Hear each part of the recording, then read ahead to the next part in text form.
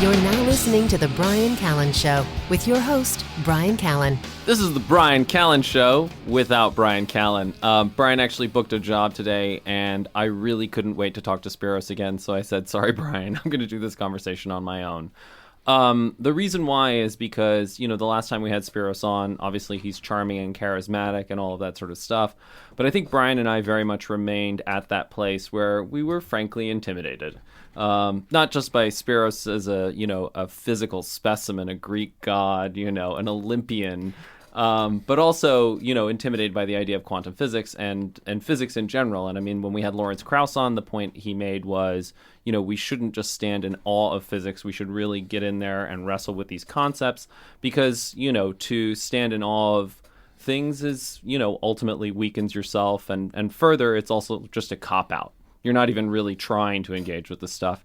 And then we had the conversation with Spiros, which was, Spiros made very much the same point. And then I've been reading this book, The Universe in the Rearview Mirror by Dave Goldberg, who's a physicist as well. And he makes very much the same point. And I think for physicists, there's probably a real frustration that so many people are like, that's too hard for me. Is that true, Spiros? This is very true. Thank you for having me back, and I hope that this time we'll go a little bit deeper to also make things more clear and easier for the public, I guess, to understand. Yeah. So a lot of what we talked about the last time was the fact that what happens, the way that we experience the world, either through a Newtonian lens, the idea of every action having an equal but opposite reaction, or the way that we understand things intuitively, even like in a pre-Newtonian sense where, we push something and it stops and we assume that things stop of their own accord. Well, what Newton realized is they don't stop of their own accord. There's actually this force friction that is actually stopping it, but we don't, appreciate that and all that sort of stuff. So, these more and more and more accurate models, and now we're really getting to the stage where we're really pushing down to the most fundamental level, not just what happens at the scale of the big, but what happens at the scale of the incredibly small.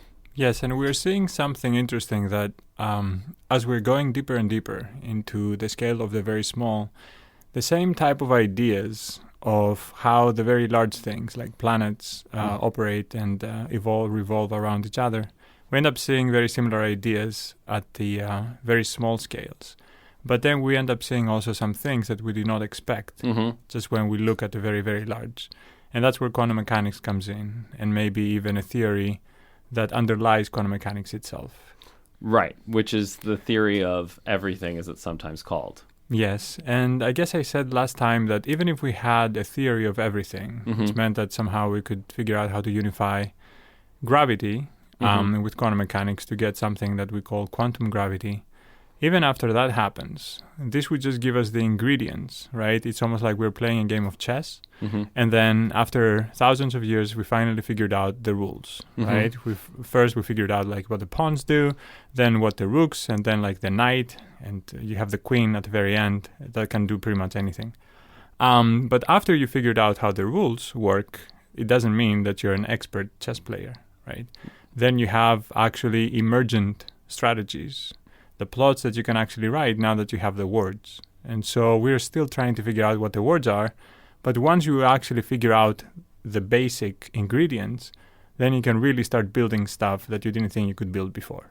Right, so the theory of everything is the set of rules of how chess works, but then you have to figure out, here's an opening move, here's how in this situation you would win, here are the patterns, all of that sort of stuff. And it's kind of interesting because even as you're trying to learn the rules, say as you're playing chess, but nobody has actually told you the rules, and somehow you start developing your own set of rules, right? And then the rules that you make actually make for interesting strategies. Some rules actually make very good strategies, other ones just make the game very easy and very trivial. Assuming that all pieces move the same way, like a queen, would not make it very interesting, right? So these restrictions allow you to actually create some more interesting strategies and plots. And then you have this interplay, right? You're going back and forth between figuring out what the rules are, but also creating your own strategies that become more and more elaborate. And a strategy like that, without actually knowing all the rules, is kind of like Newtonian physics, right? You don't actually know what underlies Newtonian physics, but it seems to work really well, and you can play a really good game at that level. But you want to actually go deeper and figure out all the possible moves and what you can actually do with all the pieces. Right, and this goes back to what we were talking about the last time, which a lot of it was about models. Yes, right? That's right. So you want to start with something that will have as few equations as possible. And the key is to actually get rid of every equation and to come up with a model that would just justify itself, right? It will be almost like mathematics based on just 2 or 3 axioms that you could pick apart every axiom and say, okay, if this particular axiom number 1, was not true, could we experience like the model that we see around us? No, right? What about axiom number 2? The same thing, no, and so on and so forth. So they have to be self-evident from the point of view that the negation of any one of these axioms would actually give you something that has no correspondence to what we actually see. Right, to physical reality. Exactly. And you want to go even deeper than that because even physical reality is an illusion, right? So you want to go to something that is more fundamental that says, forget about physical reality. What if you had any reality for which you could create a theory, right? Which means for which you could predict what will happen next. Okay, so even the concept of next is actually interesting, right? Because that presupposes some idea of time. And then you want to derive that as well. You want to understand where the next comes from. Is there such a thing? Is there an ordering? Or is there something that is random, right? And then we bring the ordering in it. So some of these things have been occupying my mind lately. Yeah. Well, these are good questions, and the thing that I actually think would be really interesting here is to say, in the 1200s, right? Thomas Aquinas and all of these guys, they sat around asking these very, very theoretical, heady questions like how many angels could you fit on the head of a pin and all of that sort of stuff. That's deep stuff. Yes. Yeah, but the thing is why is I think so often, quantum physics, because as you say, it doesn't necessarily fit with physical reality, right? Newtonian mechanics, I can in some sense verify, in a high school classroom, we put a little car on a little track, we put it on an air track and suddenly there's no resistance. It keeps on moving forever and ever and ever. Quantum mechanics, because it's not in the world of physical reality, it sometimes feels to people a little bit like Thomas Aquinas sitting around and wondering how many angels there are on a head of a pin.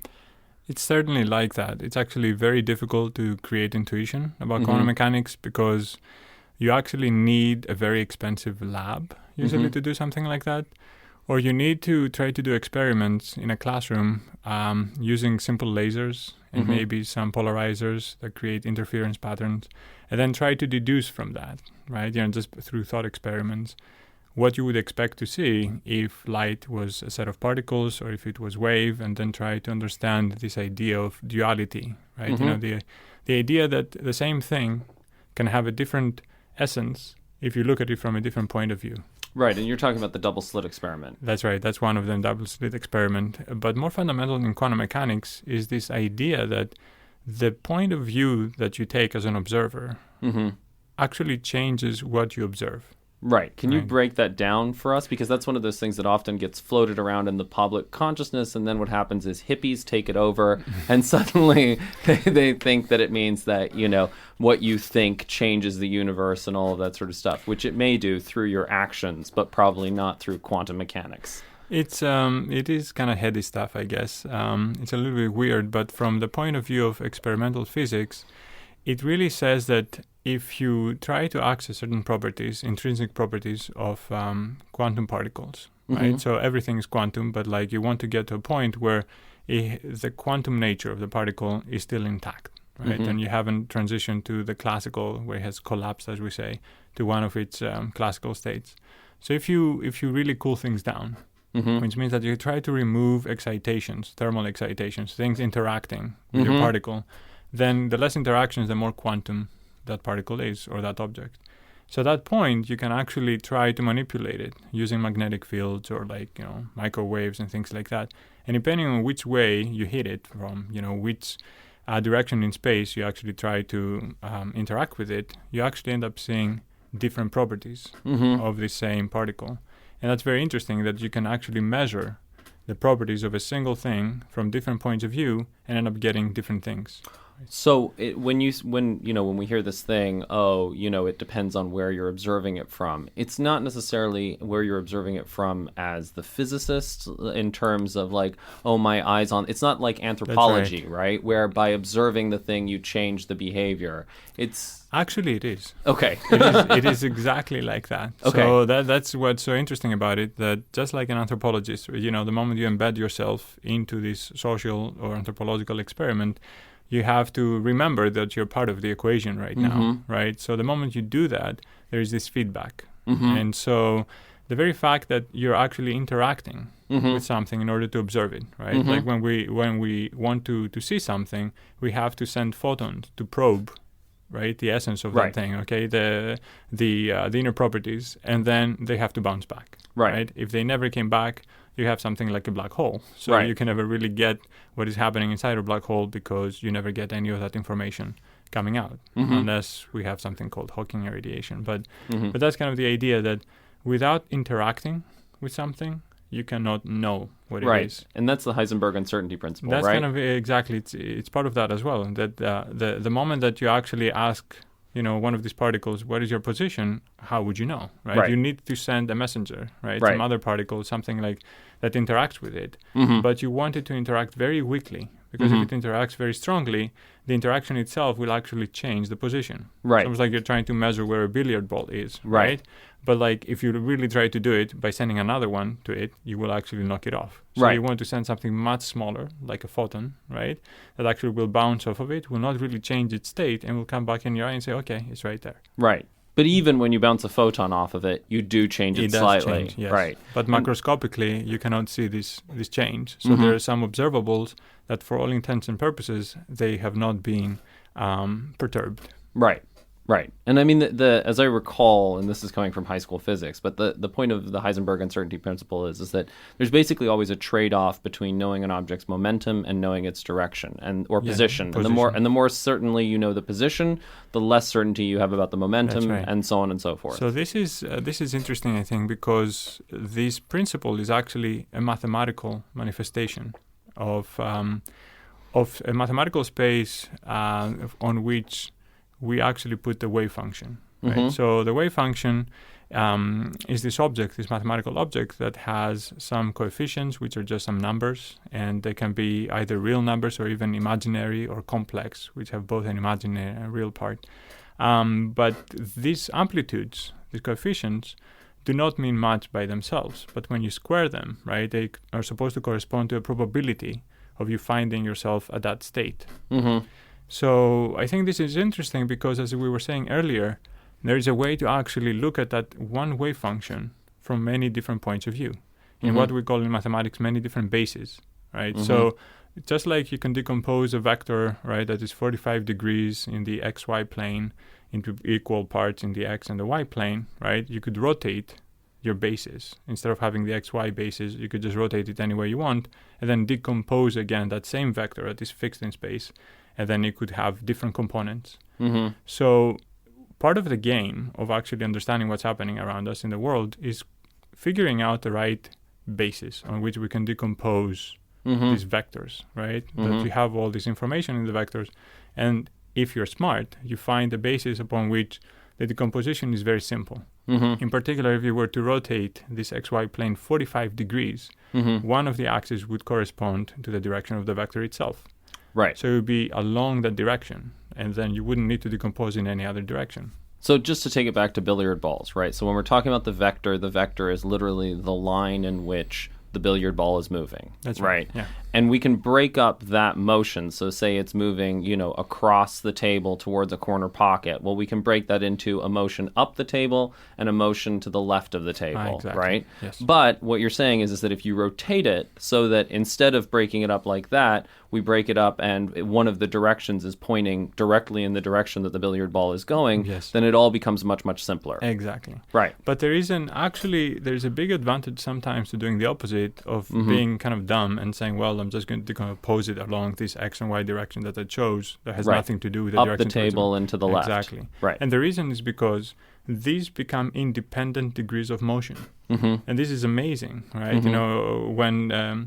When somebody first learns about Newtonian mechanics and projectile motion in college, right, they're fascinated with this idea that if you throw like a baseball, right, with respect to some angle to the ground, you can actually figure out how far it's going to go and how high it's going to go, just knowing like the strength of gravity, right? And the initial velocity, and just because you can actually figure things out independently in the x direction and in the y direction, right? Going up and going to the right. So that's pretty interesting. But yes, this ability to decompose things along different directions, as we say, independent degrees of freedom, as we call them, right?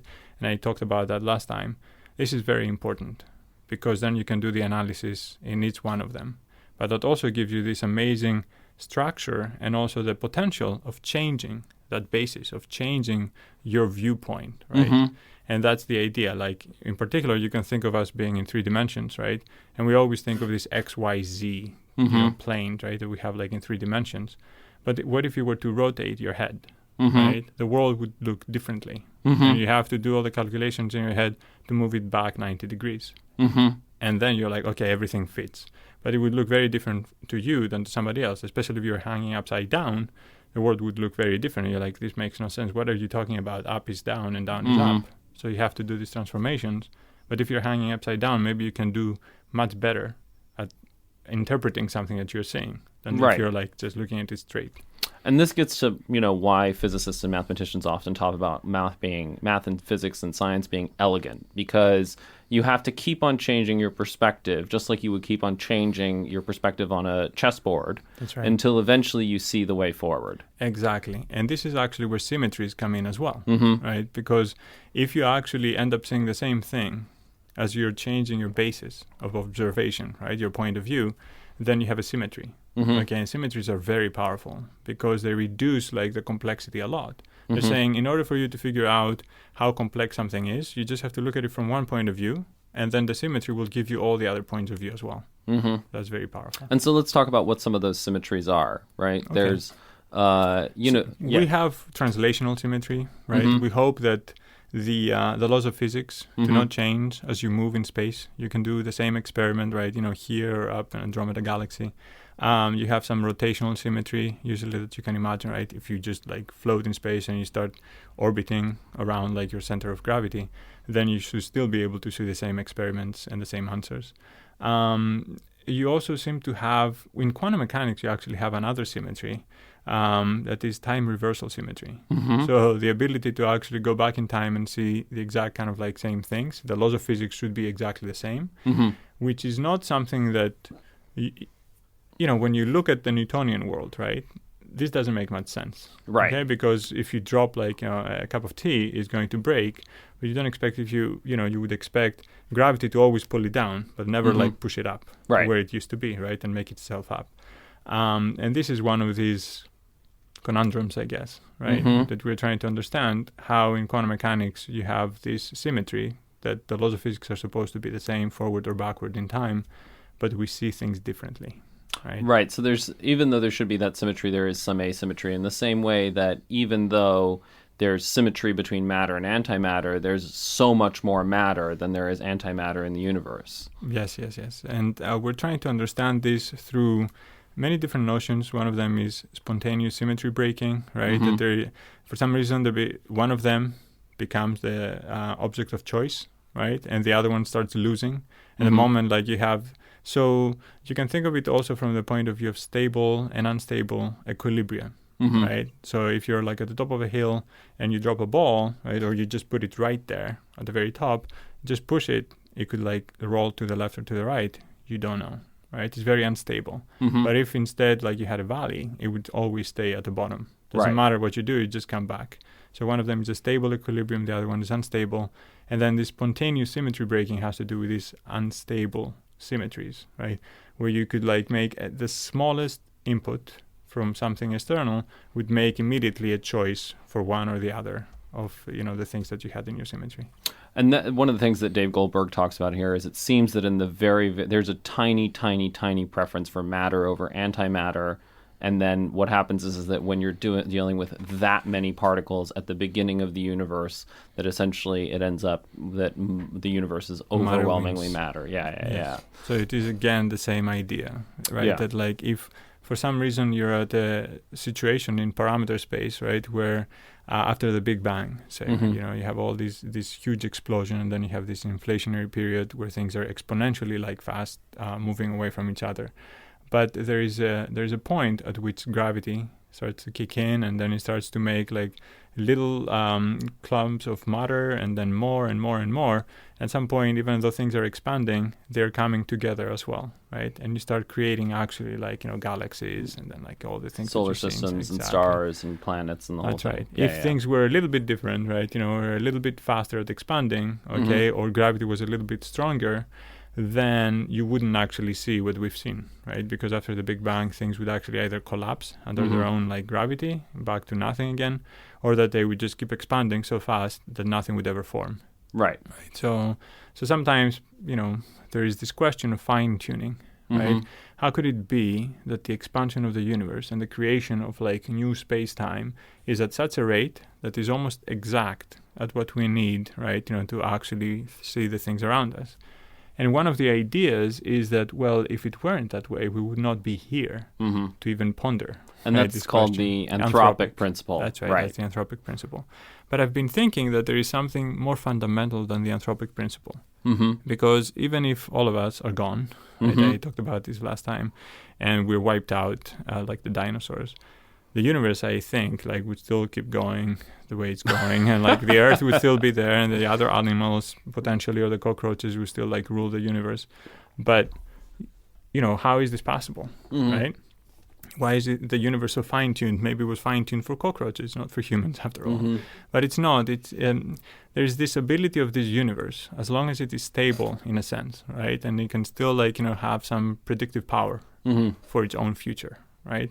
Then it must be that this is a fundamental feature of this particular sequence of events, right? Or of this particular instantiation of different states of the universe. So there must be some more fundamental reason why you actually have this arrow of time, as we say, right? And I think this is pretty interesting because, again, if you're trying to figure out how everything came to be without any equations, right? Without any external force, what would you call that, right? The things that we see around us are organized, right? There is like from chaos comes some order. So, and it seems like in some sense increasing order. That's right. So this concept is called self-organization, right? And it has a lot to do with computer science and biological systems, right? So it's been pretty interesting to see up until very recently, up until 10 years ago, there was no definition, mathematical, like precise definition for what it means for a system to exhibit self-organized behavior, right? It was one of those things like love, when you see it, right?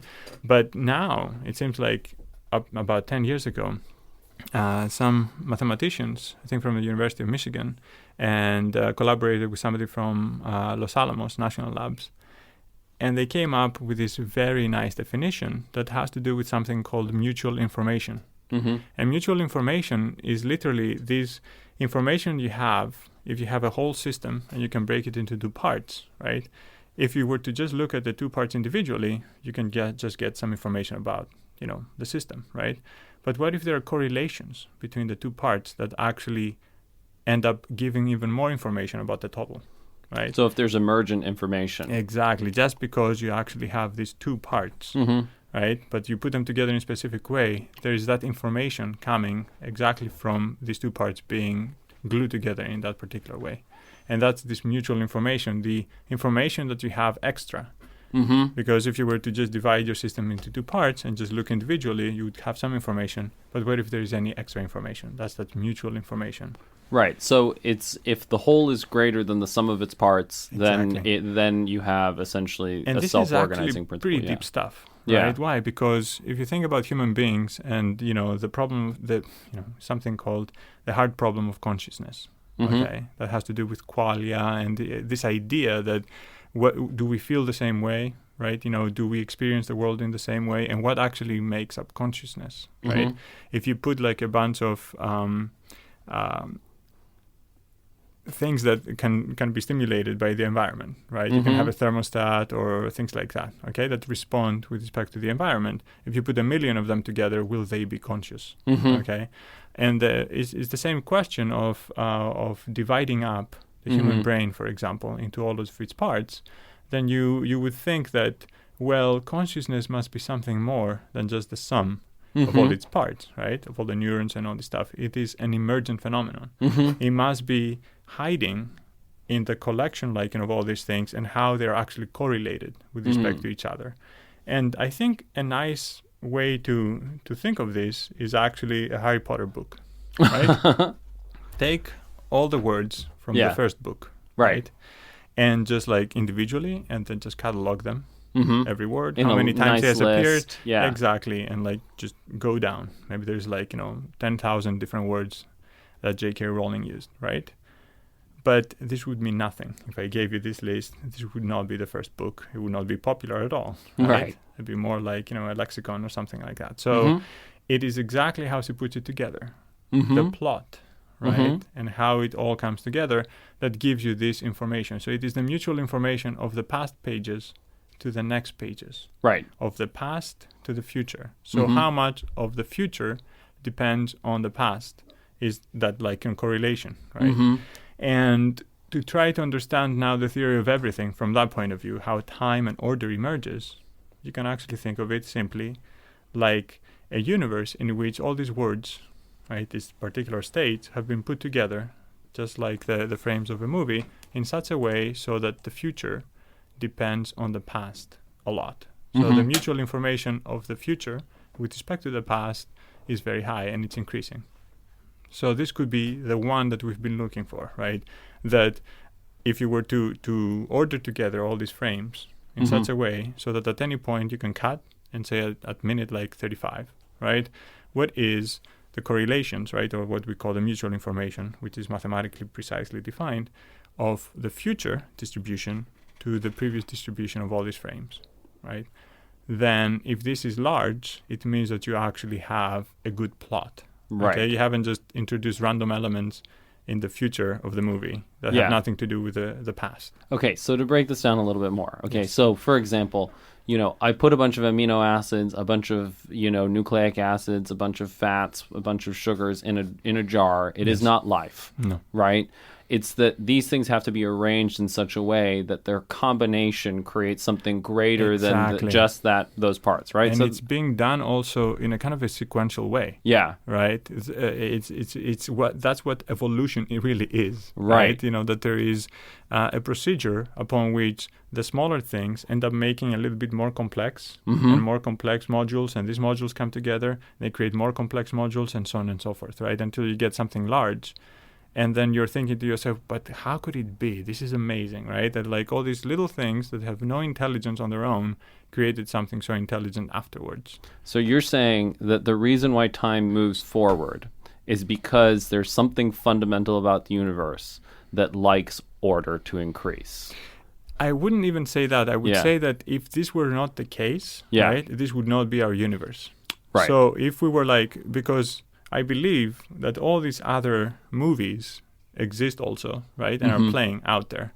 But if you're actually trying to figure out what's happening in the next frame, only a universe like ours allows you to do so. Because our universe has this mutual information increasing property to it, right? And then you can predict the future from the past. And this is actually, when you have a really good movie, in a sense, right? Usually you think, oh, you already know what's going to happen. Because you've seen kind of this plot before, you can imagine they've set it up, unless there's a big twist, right? And this is what science is doing as well, right? We are part of this movie. And as time goes by, we're gathering more and more data. We're watching the movie, right? And as we're doing science, we're fitting more and more to the right parameters by figuring out what particles there are, the forces between them, and so on and so forth. And at some point, we will be able to actually see enough of the movie to say, okay, we can figure out the rest of it now. We don't actually have to watch anymore. We just have to figure out what's going to happen in the future, right? And this is, I guess, why I think the theory of everything has to have that ingredient in it. So it is fundamental in the sense that if it were not there, we would have no potential for predicting the future. And there is something else that is actually very important here. So it's not just your ability as a godlike creature to predict the future once you have like all these things. We are actually bounded, right? We have bounded resources, which means that our ability to predict the future should also be given through some bounded resource theory, meaning that you do not have an infinite amount of computational power, right? Mm-hmm. You should only be able to try to predict the future through some theory or equations that are very compressible, that can be written down very concisely in a sense. And if you don't have that, well, what are you going to do? Right. So there are two aspects to trying to figure out the right theory of everything. The first is that it has to be able to be written down very concisely, right? Which is what we're trying to do, with no equations potentially. Mm-hmm. And then the second one is that it has to have predictive power. Mm-hmm. And so the notion that I was discussing earlier of this mutual information is called statistical complexity. And statistical complexity has to do exactly with this idea of what is it that you need, right? How much information do you need to be able to predict the future given the past without actually being redundant, without using too much information from your past. Just the minimal amount you need to be able to predict the future. Okay, so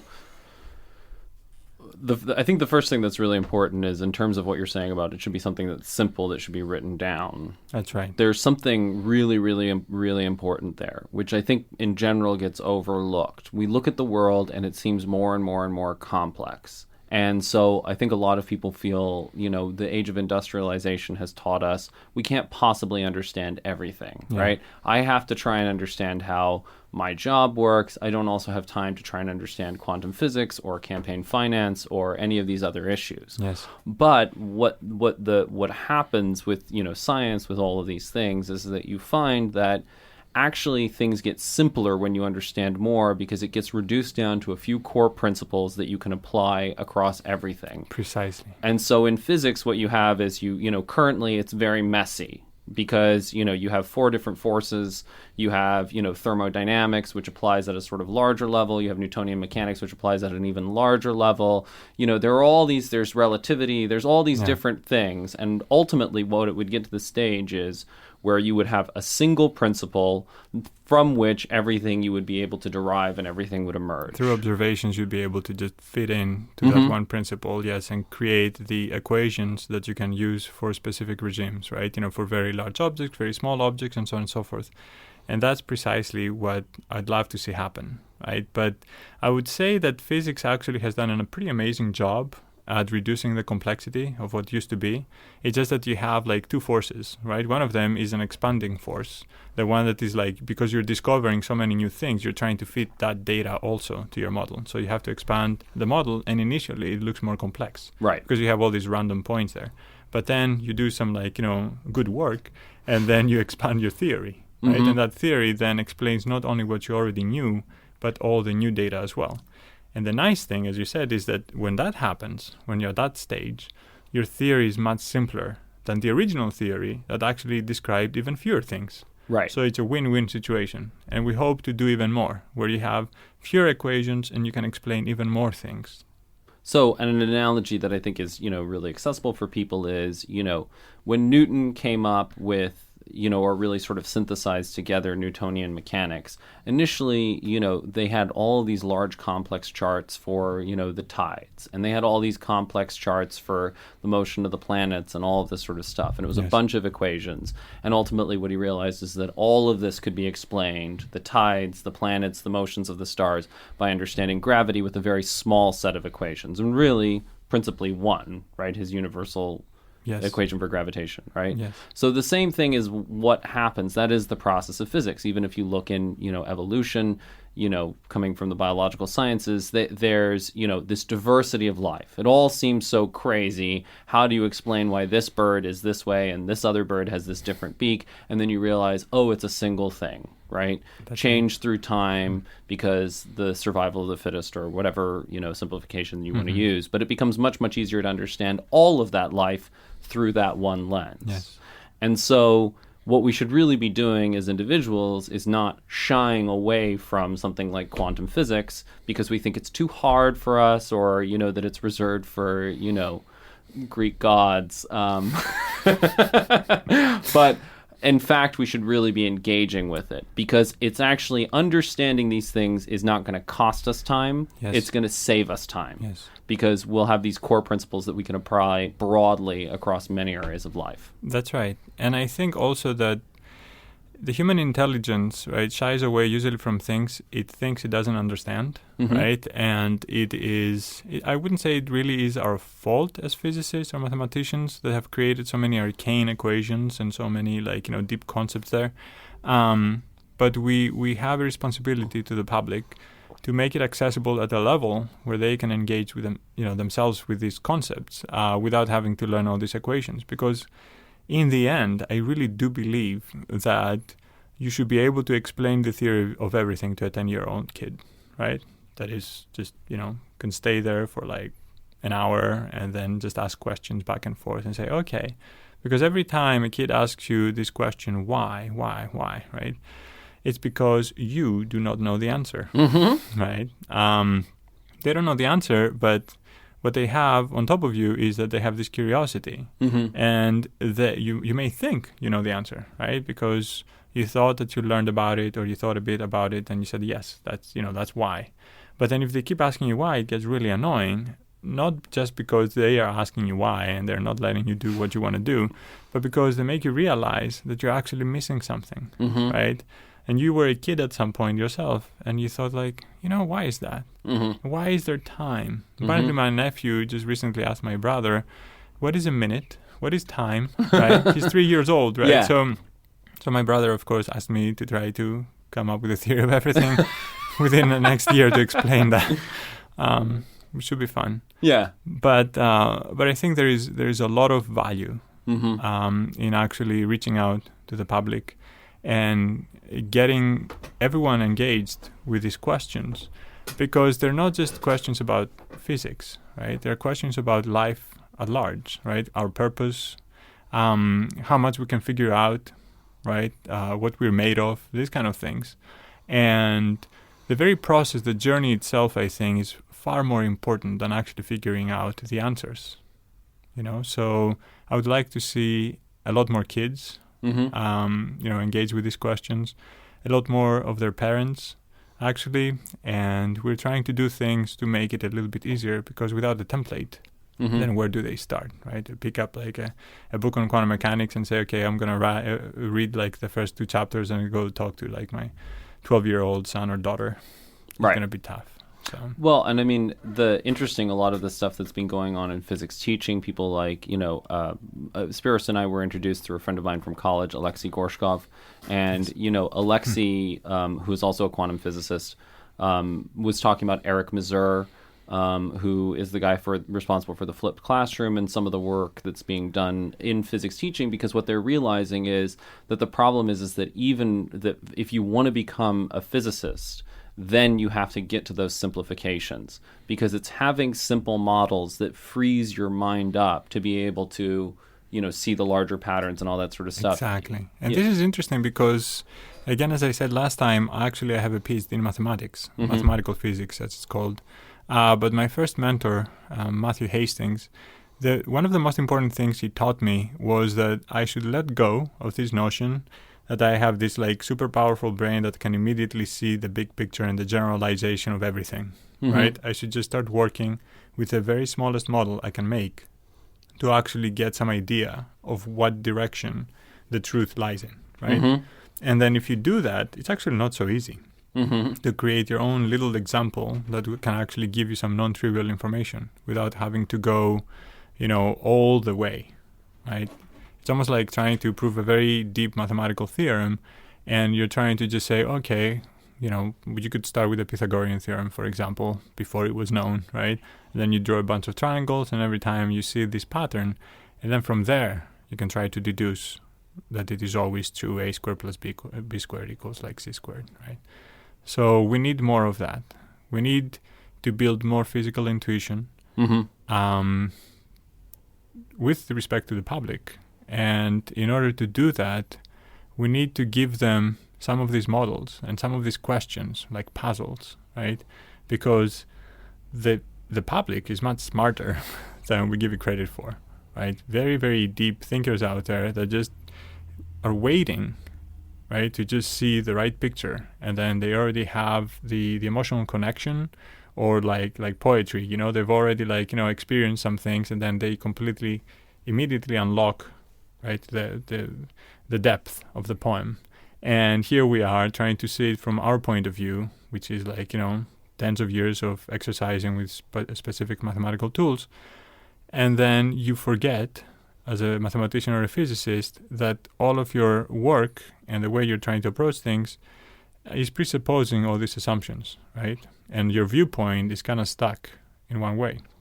But on a different side note, if you are a good physicist, or if you are a good mathematician or a good scientist, then the thing that you try to, it's kind of like you exercise every day. If you're at the UFC, right? You have to always be ready. So what do you have to do? You have to do your push-ups, your crunches, right? You have to do your weights and all that stuff. Spar with others. So we try to spar with ourselves and say, okay, you're getting kind of your muscles are atrophying, or maybe they're not expanding, right? Because you keep thinking the same direction. Right. So start doing things differently, right? Use different muscle groups to grow and so on and so forth. And then you start seeing the world from many different points of view. And then they start making sense, because if they're all supposed to represent the same truth, it has to be something deeper that connects all of them. Right. And this goes back to your earlier point about the chess, because ultimately, Nassim Nicholas Taleb has written a lot about this with the Black Swan. Whenever you get an expert community, they get blinded, they get a certain way of thinking about things, and that's why you really need the wisdom of the crowds, because whether it's, a child, or it's a guy in his 20s who, just enjoys doing this in his spare time, or it's a retiree who is now doing this, this is their avocation, this is what they're going to spend all their free time doing, they're going to have, because of their life experience, a totally different perspective, and they're going to ask, new questions that professionals will not think to ask, and they'll come up with new solutions. Yes. And there is something else that happens, and I just realized as I was working on this, the Emergence of Time myself, that sometimes even within the scientific community, right, you're thinking, the physicists have the answers, or will have the answers for all this stuff, right? You just have to look at the physicists. But I'm seeing more and more that the mathematicians have a big role to play. The philosophers have a very big role to play, right? The computer scientists, for their own reasons, without even realizing, they're developing theories and definitions, like this statistical complexity, that without even knowing may end up helping a lot in defining this arrow of time, right? That originally physicists thought, okay, it's the thermodynamic arrow of time. As the entropy increases, this is why there is a direction in time. But what if there is a more fundamental reason, right? Something that is an even better reason than just this thermodynamic increase. And so you don't realize it, but all the scientists around the world, they're doing their own work, and they're thinking it's just for this small part of the world, of the scientific world, but maybe they're unlocking huge secrets. They're just waiting for somebody to just use it, right? Somebody who just needed that, and then it's right there waiting. Boop. And it doesn't have to be just in math. It can be across different disciplines, and that's pretty exciting. It should be. that's the thing. So Innocentive was this website, I think, that was set up by Eli Lilly, because they realized there were certain problems that, no matter who they put on it, no matter how much time and money they put in, they couldn't solve. Yeah. So they made these problems open and available to anybody to solve. And the interesting thing was that the people who solved these problems were almost never in the field in which the problem was. It was always somebody who was in an adjacent field, or who had enough knowledge, enough basic knowledge to be able to see the inside, or whatever it was. And what doesn't happen enough in science, and what needs to happen a lot more, is that cross-pollination, that interdisciplinary work, because everybody gets siloed in their own weird little field, and the problem is that the people who can actually solve the problem, in education, for example, the people who can really solve the problem, frankly, are pop stars and musicians and, movie stars, because the people whose minds need to be changed are the kids. They think school is stupid and a waste of time, and the people who are going to convince them otherwise are the people they already listen to. That is true, actually. That's very true, because usually you would not think of a pop star as being the best role model for educational reform, but they have definitely the reach, right? And this is what you need. And then if you start adiabatically, slowly turning your message, right, from something that does not have like much depth to something that has a little bit of depth and like, starts making you think more, but like, oh wait, what was that? Then you really can get something good out of it. So I definitely agree with that. Yeah, and there's so many fun ways to do it. I mean, for, I'm not going to ask you when you were born, but for anybody who is a child of the 80s. I am 1980, so there you go. I'm Jackpot. Proud of 1980s. Right, and I mean, it's amazing. Like, people from the 80s, most of them know, a lot of them know the word plethora. And the reason why we know the word plethora is because we saw the Three Amigos. And because I'm Greek, so yeah. Well, there you go. You have an advantage. But that's the thing is that, I mean, so much of this stuff is that, I mean, that's a hilarious scene. But if you weave that stuff in clever, fun ways, you end up teaching people and you give them the base where they then feel comfortable enough and they feel like this stuff is accessible. And then they're willing to go on, right? It's the hardest step is always that first step. So there is definitely the aspect of, who are the kids listening to, right? But even when the kids are on their own or when they're playing with each other, they're playing games, right? So you do want to work with games as much as possible. And as you know, I did some work with Google to implement quantum mechanics, right? And some of the concepts of quantum mechanics within the game of Minecraft. And I think in the beginning, I wasn't sure how this was going to go. All I knew was that I loved playing video games as a kid with my brothers. And, when you have Google on your side, right, you could pretty much do like anything. You have your unbounded resources pretty much, and they have a lot of enthusiasm. So it was really great. Because they had the connection already with the creators of Minecraft and also with the developers of Minecraft EDU, the educational aspect of Minecraft. And this is exactly what we were saying earlier, that you have something that's like, you have rock stars, right? And in YouTube right now, you have all these huge celebrities with millions of followers, and many of them actually have to do with Minecraft, where they actually play the game, they record themselves, and then like all these kids, millions of kids just watch it and like it and all this stuff. So you could really get in there and teach the public, and in particular kids. And I didn't realize at the time, I thought maybe like 13 and up, right? That's what I thought, but like shows how old I've gotten, like, since I was playing video games. But I was at the convention back in November, the Minecon, as it's called, in Florida. And we had a huge booth there, right, for QCraft, which is the mod that we developed for the game Quantum Craft. And we had thousands of kids come and like play, stay there. We only allowed them like 10-15 minutes each because there were so many of them. But they would go to their parents and say like, okay, so what is quantum entanglement? And, where can I find out more about quantum superposition? And I remember seeing like grandmas with their like granddaughters, right? And they're just focusing there and say, okay, could you teach me how to play this with my granddaughter? I'm like, here you go, and you do this and all that stuff. So it was very interesting to see this connection, this human connection, and also to see the kids themselves just like become so interested in something that in any other context you would never even expect them to take a second look, right? And they would not be able to peel their eyes off of like the screen. It was amazing. So we hope to do things like that, like in other respects as well. It is amazing, but I think that's the interesting thing is that in some senses it's not. And the reason why is because what you've done is you've actually just engaged with people's humanity. Like there are things that people like to do. There are, human psychology has certain biases. And I think for so long we've just ignored what human beings are. That's right. And just sort of teach a machine. Like, exactly. Yeah. I mean, that's the thing is that, the interesting thing is, the National Academy of Sciences has this huge document. It's like 700 pages. And it's all about, how people learn. And the big conclusion is that it's about metacognition, which is just thinking about thinking. Yes. In other words, if you want to learn, you have to be thoughtful. Yes. And what most of the inverted commas learning that happens is thoughtless. It's people aren't thinking about the physics. They're just memorizing the equation. They're not really relating it to their life. They're not forming any sort of connection with it. They're not saying, "Oh, does this actually fit my experience?" Because have you ever heard like a kid who's reading Harry Potter say like, "Oh, Mom, do I need to know the next page for the test?" That would just never happen, right? They're like, I can't wait. I'm just going to read the next chapter and go to sleep, and then you lie and you read the whole book, right? You stay up until like 4 a.m.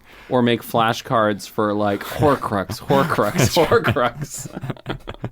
Exactly. So you want to That's right. I mean, it is about the humanity. You want to put the kids at that space, right, in the zone where I remember seeing them when I was at the convention, that there's all these things happening around them. But when they were in the game, they were in the zone, right? They would work like at a level of intelligence and expertise that scared me. Okay, and I've only seen when, my friends would play Warcraft or StarCraft, I guess, during college. And this is amazing because when you're at that level, you're very thoughtful, you're very concentrated, okay, and you're thinking of every move that you're making. This is not just random, moves that you're doing. So I do believe that a good story, and I brought that up last time, is probably the best way to teach someone something and make them emotionally connected, so that even when you disappear, that story will remain and they will do their darnest to learn more and further that story. They will want to know what comes afterwards. Right.